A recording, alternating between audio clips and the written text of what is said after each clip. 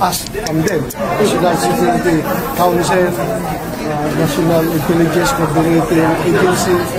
So, very crucial yung kanyang papel. You expect na matanong natin yan. But as to the contents of our, yung sagot nila, usapan namin, I'm not at liberty to tell you. Kasi nga, executive session. Kahit kung may information lang sila, sir, about it? Kahit kung may information lang sila about it, sir? Basta executive session. Kaya I mean, it's the executive session. Pero sir, batay sa paliwanag sa inyo, meron bang national security threat ngayon? O nagkaroon ba? Walang. Tanungin na lang niyo ko, some other time, huwag lang dito kasi obvious na senior ko sa inyo yung laman ng aming pinag-usapan sa executive session. Sir, si Congressman Saldico hindi na congressman na yun. I-invite niyo ba siya sa next hearing ng Blue Ridge? Kung meron pang next hearing. Meron pala, sir. Hindi naman siya covered ng interparliamentary courtesy, di ba? So, pwede siya maimbitahan. You think it was for the good that he stepped down from the House of Representatives? That he resigned, sir? Given yung dami ng accusations? It's not enough. Stepping down is not enough. Sir, what will be enough?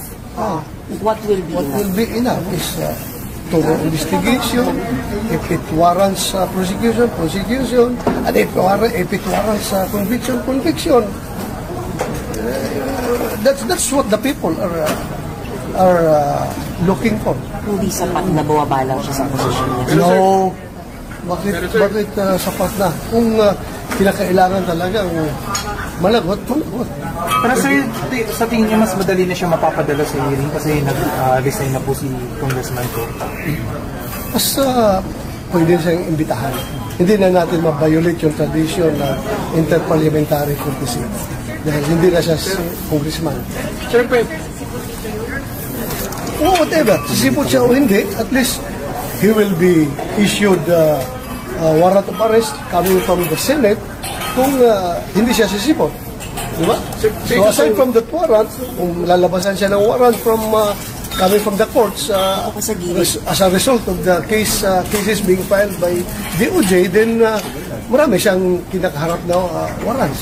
Pero sir, sa minority, isusulong nyo na i-contempt siya pagka hindi siya dumalo? Of course.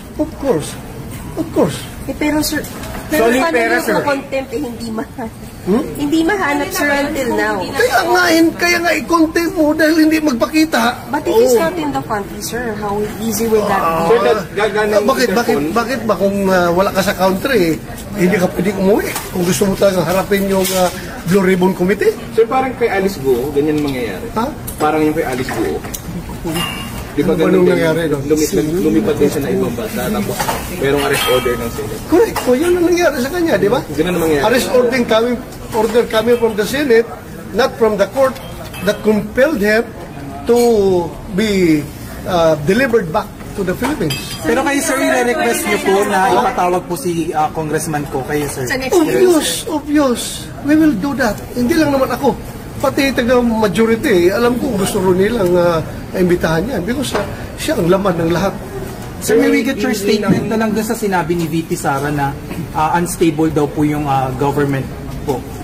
May we get your statement? Given the allegation. Well, that's her opinion, no? That's her opinion. Nakikita niya na medyo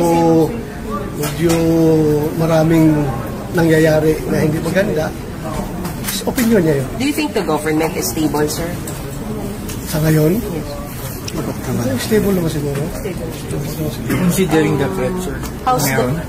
May threat, pero depende yan sa kung paano nila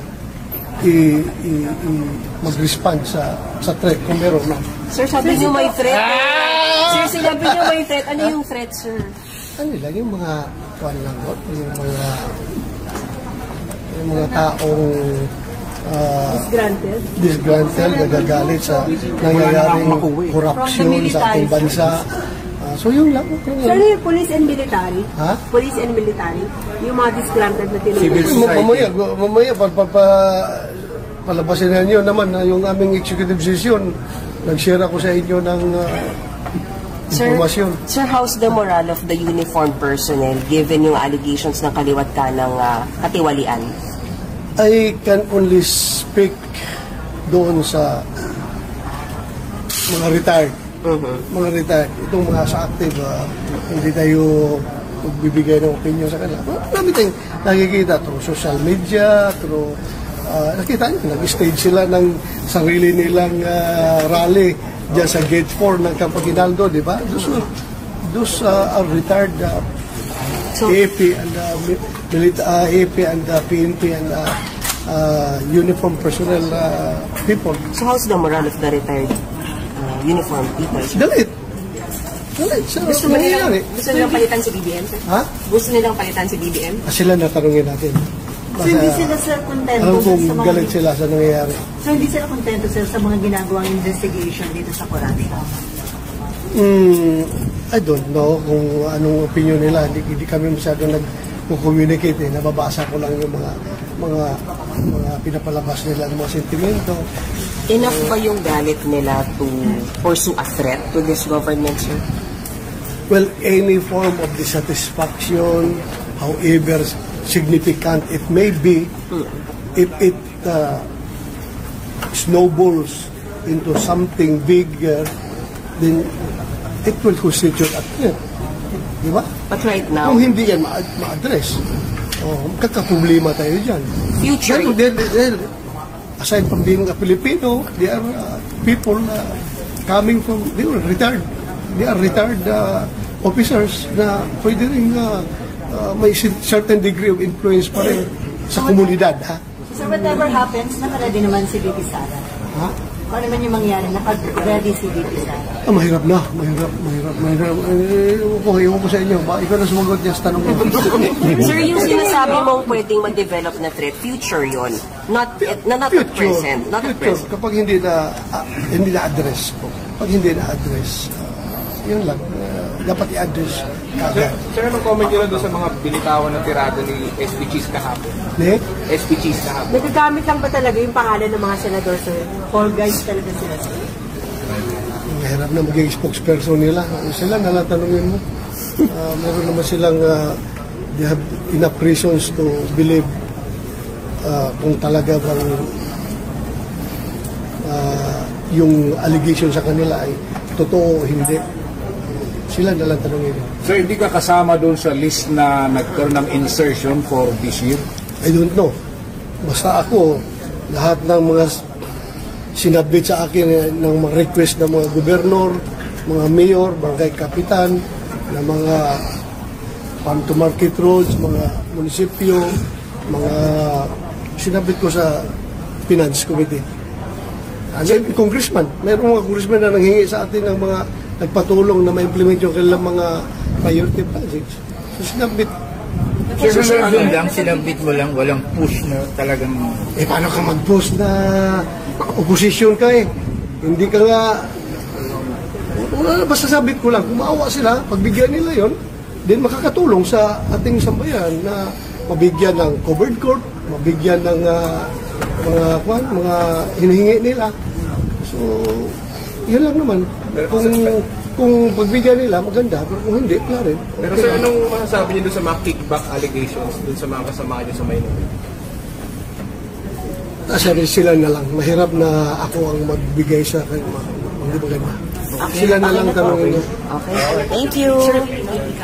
Ano po pinag-meetingan niyo ni Bibi kahapon? Nagkataon lang yun na dineliberate yung budget of the Office of the Vice President dito sa umaga.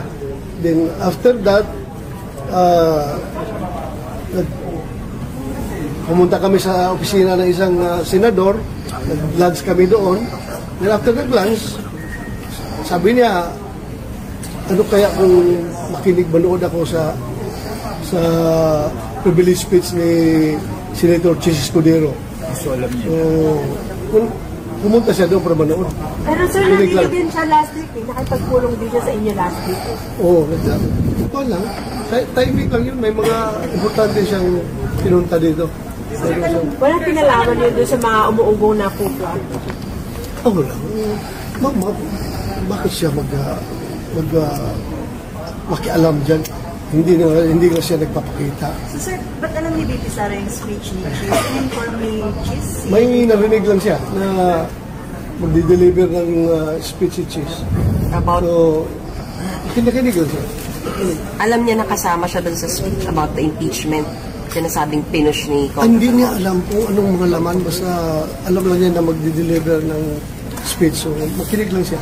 So natuwa si VP Sara kasi naging doon si Speaker Martin Romualdez. I don't know, hindi na kami nag-usap after nung delivery ng speech ni Senator Cheese. Umalis man siya pagkatapos nito. Last na po, sir, may get your comment lang po doon sa mga nagsasabi na parang na-coach daw yung ilang testigo sa Government Committee, parang na-coach daw, naturuan. Na-coach? Sino magko-coach? Sino magko-coach? Sino nagko-coach? Sabihin nila, sino? Sino magko-coach doon? Ang iba po ang tinuturo, Senador, or iba naman po, DOJ daw. Nag-coach ang DOJ doon sa... Kaya na po nagkakaroon, lumalabas may supplemental affidavit after ng meeting doon. DOJ na lang tanongin niyo. Wala man tayo doon. Nandito lang tayo sa Senado eh. Pagdala doon sa resource person sa kanila, sila na lang naman nag-uusap doon. So, hindi natin alam. Pero sir, yung allegation may mga senador din daw po na nag-coach. I don't think so. Ako, kung sabihin nila, si Senator Marcolita ang pinapakinggan nila na nag-coach doon sa yung retired Marines, mukhang malabo. Dahil umakita nyo, no, yung kanya, aside sa kanyang affidavit, may mga lumalabas na impormasyon doon na that came out naturally na wala doon sa affidavit niya in the course of questioning. Makita mo yung tao na kinots dahil masyadong mag-ingat sa kanya sinasabi. Pero pag hindi kinots, natural na lumalabas yung mga impormasyon galing sa kanya, pag siya tinatanong, then I don't think kinots yun. Sir, isa na lang, may statement yung AFP, pinag-aaralan daw nila yung pagpapay ng kaso laban sa mga retired military officers na nananawagan na pataan. Yung rebellion. Comment. Retired ako ha? Baka kasama ko dyan. Hindi. I don't know kung anong tingin lang doon. Basta as para sa nag-stage ng rally yung mga retired dyan sa harap ng gate 4 ng Campo Aguinaldo. It was observed to be very disciplined and very organized na rally. Wala mang gulo na nangyari. Sir, para clear lang, so may present threat ba sa BBM administration? Ayaw ko mag-comment dyan. Thank you.